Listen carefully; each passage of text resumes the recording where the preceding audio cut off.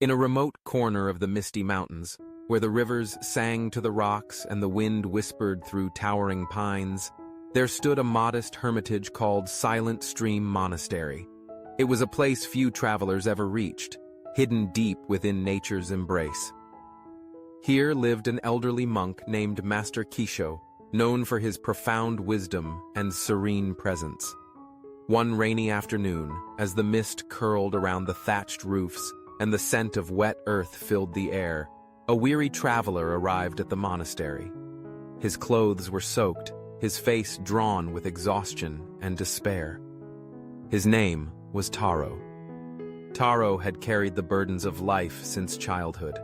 His father had died when he was just a boy, leaving him to care for his ailing mother and younger siblings.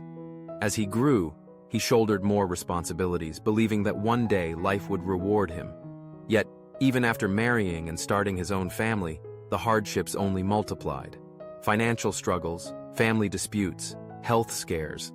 Troubles seemed to shadow every step he took. Feeling overwhelmed and hopeless, Taro knelt before Master Kisho.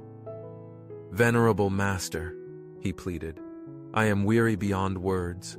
My life is a constant storm of problems. I seek refuge.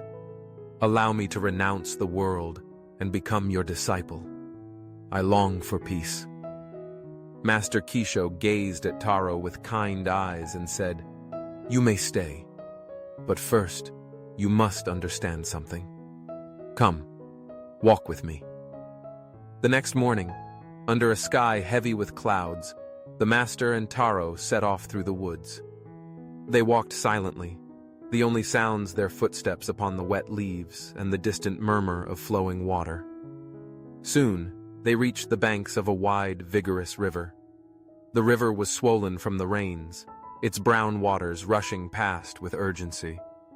Master Kisho and Taro stood watching it in silence. "We must cross this river to continue," said the master. Taro nodded, preparing to wade into the current. But the master made no move. Minutes passed, then an hour. The rain softened to a mist, but the river continued its relentless flow. Puzzled, Taro asked, "Master, you said we must cross. Why do we wait?" Master Kisho replied calmly, "We are waiting for the river to dry up." Taro's eyes widened in disbelief. "But master, the river will not dry up. It will keep flowing. If we wait, we will remain here forever. Should we not attempt to cross, however difficult it may be?"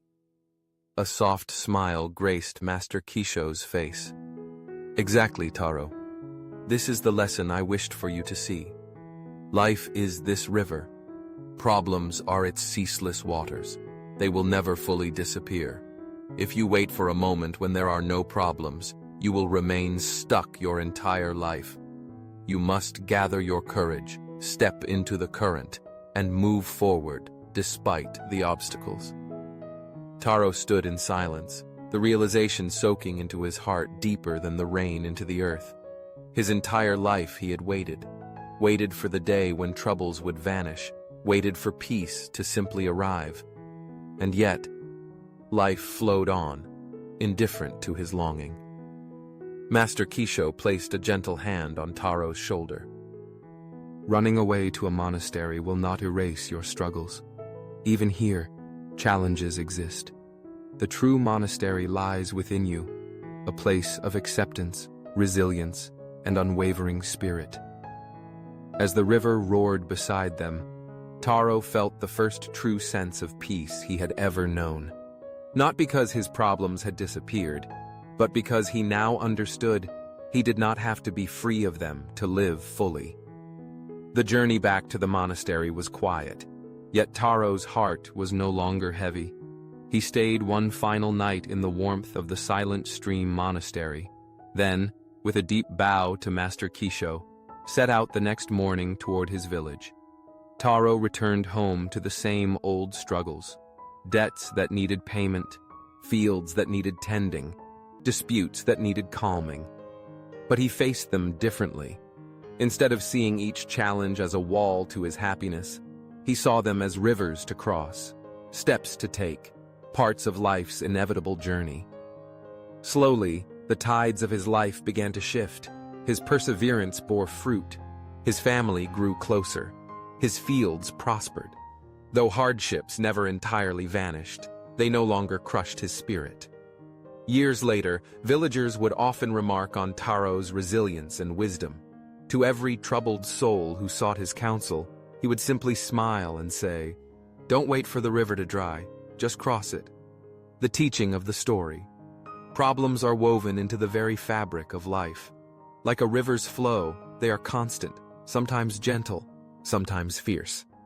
Waiting for a life without difficulties is like waiting for a river to run dry, an endless, fruitless hope.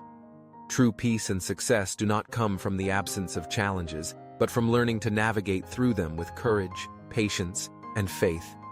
Every problem faced is a bridge crossed. Every obstacle overcome is a stone added to the foundation of inner strength. Growth comes not when life is easy, but when we embrace its hardness with open hearts. Challenges are not punishments. They are invitations to become stronger, wiser, and more compassionate. When we stop waiting for perfect conditions and start living boldly amidst imperfection, we find that life, despite its struggles, is profoundly beautiful. So when the river of life rages before you, do not despair. Take a deep breath, step forward, and trust that every stride, however small, brings you closer to the shore of your dreams.